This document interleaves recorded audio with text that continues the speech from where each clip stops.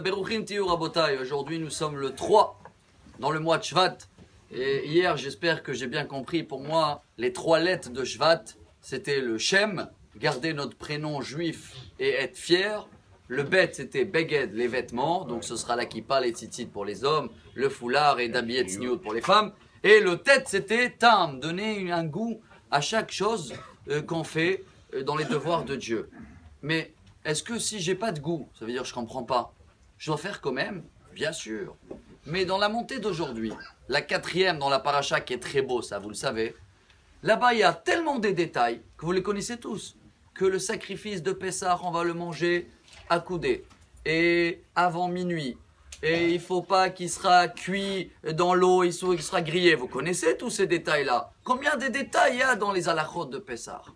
C'est important tous ces détails? D'abord, bien sûr, comme c'est une loi divine, regardez bien que toutes les règles et les lois qui sont faites par des ministres ou des machins, avec le temps, ça se dégrade et les gens ils trouvent comment pas les faire. Mais quand ça vient de Dieu et c'est très précis, et ben jusqu'à aujourd'hui, dans tout le monde, chacun fait, identifie comme c'est marqué dans la paracha. Mais certains de nous ils vont dire bon, c'est pas grave, si je mets pas la kippa ou je porte mon nom, je suis juif dans le cœur. Chers amis, on a répondu au nom de Rav Citruc et c'est très important.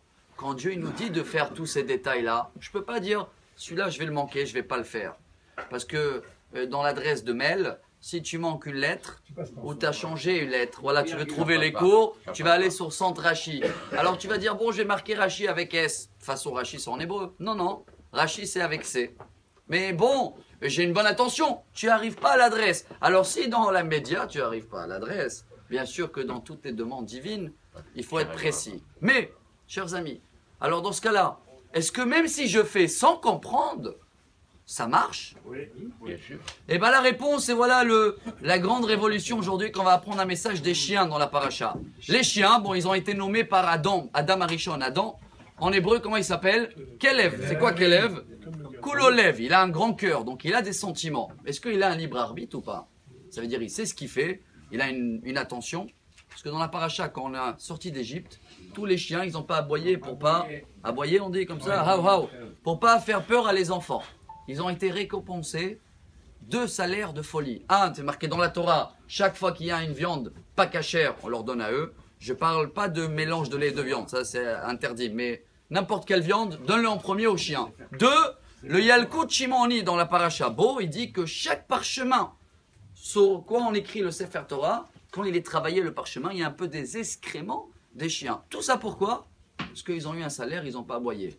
Ils ont fait exprès ou pas, ils savaient ce qu'ils font, peu importe. Moi, je tire un message pour moi. Même si nous, on ne sait pas ce qu'on fait, on s'est endormi. Du coup, quelqu'un qui fait jamais Shabbat, il s'est endormi tous les Shabbats.